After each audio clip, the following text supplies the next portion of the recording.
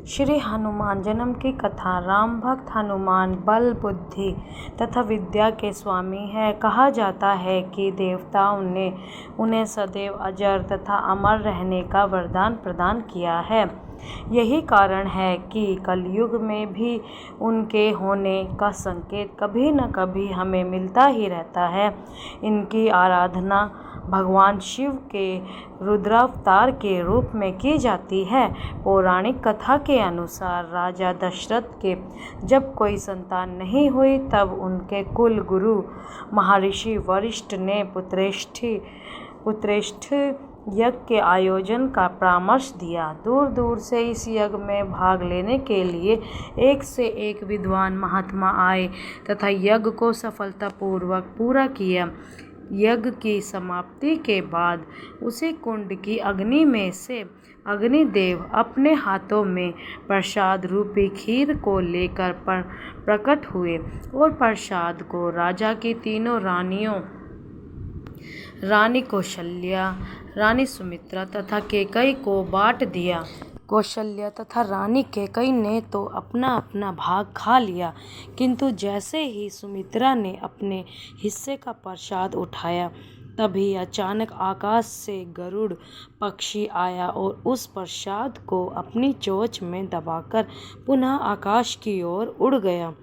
ठीक उसी समय एक पर्वतीय स्थान पर महारानी अंजना पुत्र प्राप्ति हेतु तपस्या कर रही थी।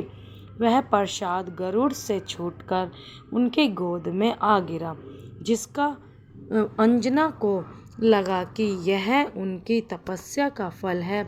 उन्होंने उस प्रसाद को ईश्वर का आशीर्वाद समझकर उसे खा लिया, जिससे उन्हें हनुमान जी पुत्र रूप में प्राप्त हुए।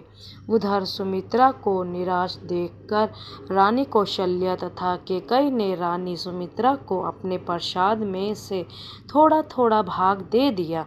इसी कारण रानी सुमित्रा के दो जुड़वा संतान के रूप में लक्ष्मण तथा शत्रुघ्न पैदा हुए। साथ ही राजा दशरथ की रानी कौशल्या को श्री राम तथा कैकेयी को भरत पुत्र रूप में प्राप्त हुए। दोस्तों, इसी तरह एक कहानी और प्रचलित है, समुद्र मंथन की कथा। तो आप जानते, आपने सुनी ही होगी, जिस समय अमृत से भरा हुआ कलश समुद्र से निकला तो असुर उसे लेकर भागने लगे। उस समय भगवान विष्णु ने मोहिनी रूप धारकर असुरों को अपने रूप से मोहित करते हुए वह अमृत कलश उनसे प्राप्त कर लिया और देवताओं को अमृतपान कराया। राहु नामक एक असुर ने धोखे से एक देवता का रूप धरकर अमृत पी लिया था, लेकिन वह अमृत उसके गले से नीचे उतरने से पहले ही विष्णु जी ने अपने सुदर्शन चक्र से उसका गला काट दिया। तब से राहु का केवल धड़ अमर हो गया।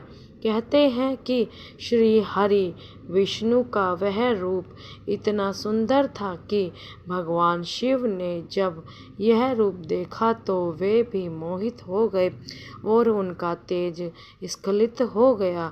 भगवान शिव के उस तेज को संभाल पाना किसी के वश में नहीं था। सभी देवता विचार करने लगे कि इस तेज का क्या किया जाए। तब सभी देवताओं की सलाह मानकर विष्णु जी ने इस तेज को धारण करने की क्षमता प्रदान करते हुए तपस्या कर रही देवी अंजना के गर्भ में स्थापित कर दिया, जिससे शिवजी के 11वें रुद्रावतार के रूप में महाबलशाली श्री हनुमान जी का जन्म हुआ। जय श्री राम।